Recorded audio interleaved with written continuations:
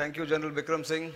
In fact, 20 years ago, almost 20 years ago, when he was the spokesperson for the Indian Army during Kargil days, was the first time that we met.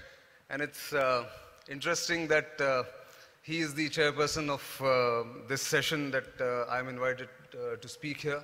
First of all, my sincere thanks to the Sri Lankan Army and its commander for having invited me here. It's an old, haunt, you can say, or old field, Sri Lanka. I've been coming here since 2006, especially the last phase of the Elam War 4, 2006 to 2009. I had the opportunity to go right up to the battlefront thanks to the Sri Lankan Army. And therefore, it's a country that I have come frequently and love to come more frequently. So thank you very much for this opportunity. Now, the topic given to me is the role of the military in the regional experience, basically talking about what the military does in managing disruptions which are human-induced. And when I look around, not just in India, but across the region, one sees so many of these examples in the region itself, especially South and Southeast Asia, which are prone to massive disruptions. I mean, you look from Nepal down to Maldives, the entire region from north to south, and from Pakistan in the west to going right up to Thailand and even Philippines. The disruptions caused by natural calamities, which may or may not include human inducement, have actually kept the militaries in these nations on their toes consistently.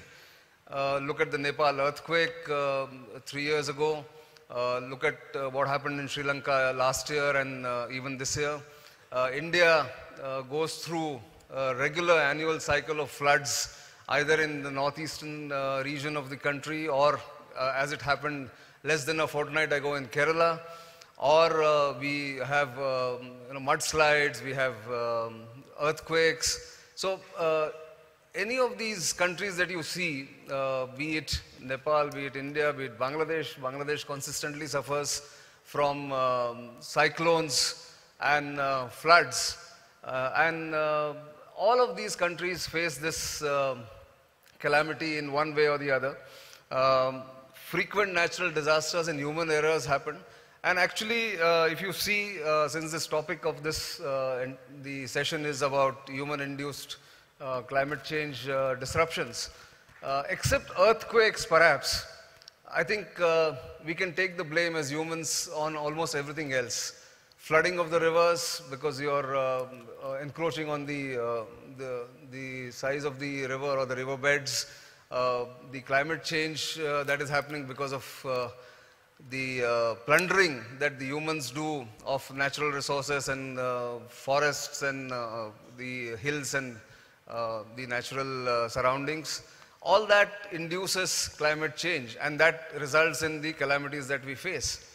And therefore, all of these have to be categorized into, except perhaps the earthquake, in human-induced calamities. And how does the military, or how do the militaries across the region cope with it? They are the first responders and often the only responders in this region. Civilian agencies have been raised in many countries like Bangladesh, like India, where in India we have the National Disaster Relief Force or the National Disaster Management Agency, the NDMA, which are supposed to be the first responders. But given the sheer size of the country and sheer extensive deployment of the Indian military across the country, the first responders are often the military force, the armed forces, be it the Army, the Navy, or the Air Force in India. And it's true for everybody else in this region, as we have witnessed time and again in Sri Lanka, in Nepal, in Bangladesh, and of course going further east to the other countries. Now, civilian agencies are not adequately trained and equipped. So therefore, it falls upon the military, given its training and given its experience and given its deployment, to do what is called the disaster relief, HADR, and then of course disaster mitigation. Just look at these figures. I mean, I forgot Afghanistan. Last year in Afghanistan, 156 people died in avalanches. In Sri Lanka, as I think one other speaker in the earlier session also mentioned, 200 plus people were killed in landslides and floods. In South Asia, including Sri Lanka, that is India, Sri Lanka, Nepal, Bangladesh, 1,200 odd people were killed in 2017 alone. So the magnitude of calamities is huge if you put the numbers together. Individually, they may not seem very high because people have got used to these frequent calamities happening. But it's not just in South and Southeast Asian region. Even in China, it's a regular phenomenon. And what is common with China and all these other countries is the role of the military. I mean, going as far as Latin America, you have similar problems induced by man-made disasters. I mean, these are man-made disasters, floods, mudslides, landslides, because we are greedy as human beings. And as the general said, if we don't mend our ways, perhaps we are in for more disasters as we go along. But talking about the role of the military in disaster mitigation or HADR, as I said, from China to Cambodia or from India to Indonesia, the military has come to the rescue of the people and to the nation constantly. And perhaps over the years now, because of this constant deployment for HADR and disaster relief, HADR and disaster mitigation, you have some elements which are already inbuilt in the military's training, education, and deployment and equipment, the equipment that they hold. The engineers regiments in some of these militaries are now sort of the first responders wherever they are.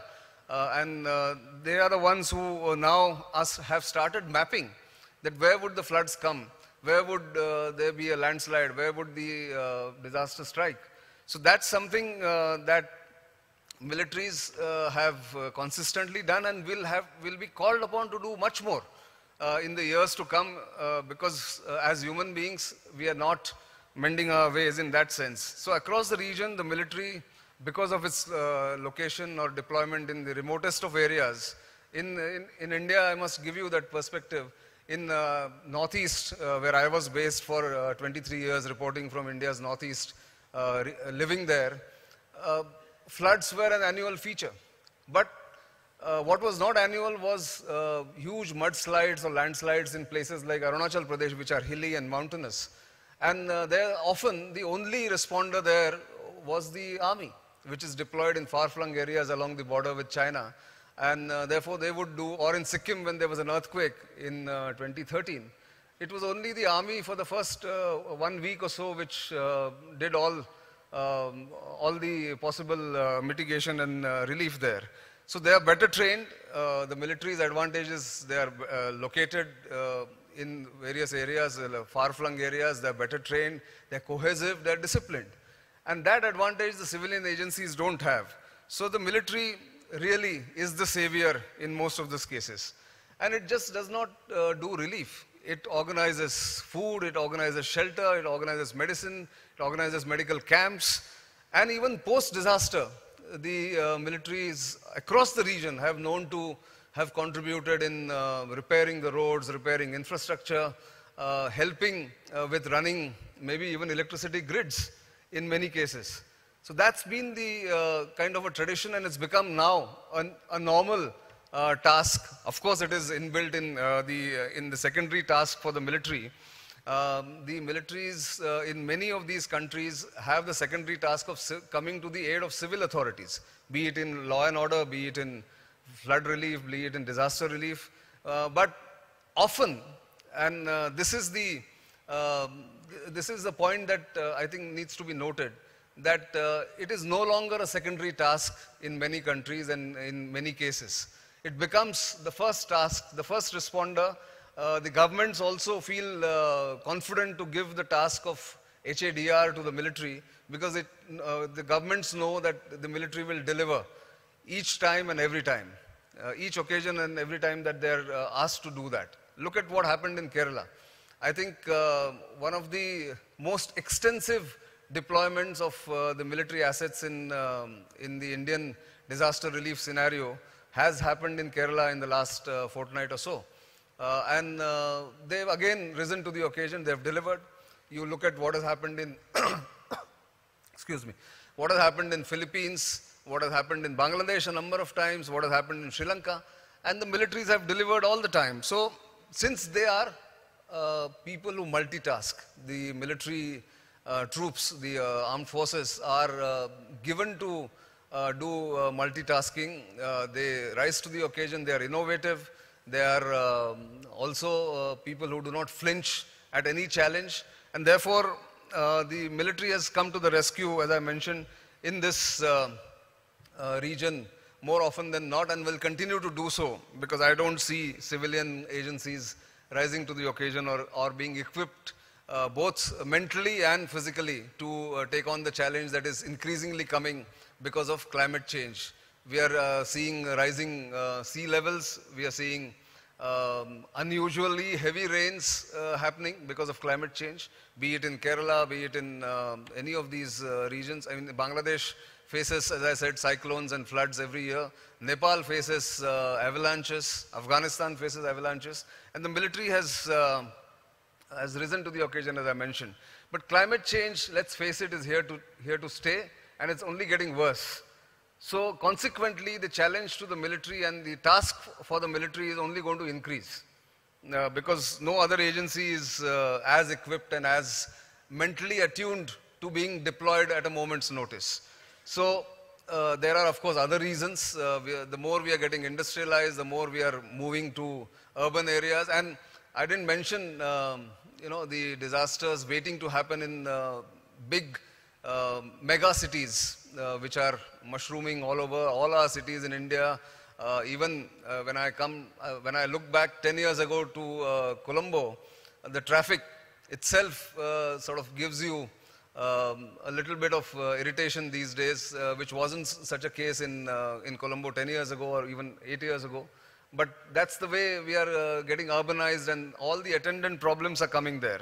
So there will be technological disruptions, there will be electricity failures, there will be perhaps the failure of the internet, which itself is like a disaster in most of our minds, because we are so dependent on technology these days. That's where the military will be called in, even in those terms, to step in and help people mitigate the disasters. Of course, ideal world should see nations sort of doing a whole of government approach where not just the military but civilian agencies, police, then other civic agencies must step in.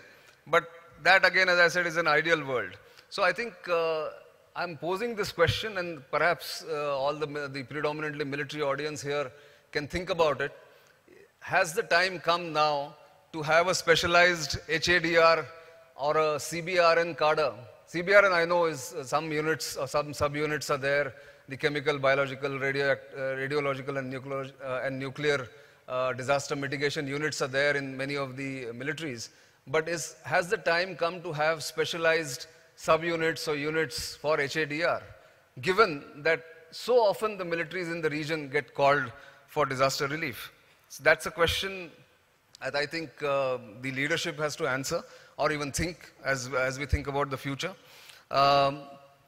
There has to be a template for better coordination and better planning between the military and the other arms of the government or other departments of the government, which perhaps will sort of slow down or perhaps help in quickening the response.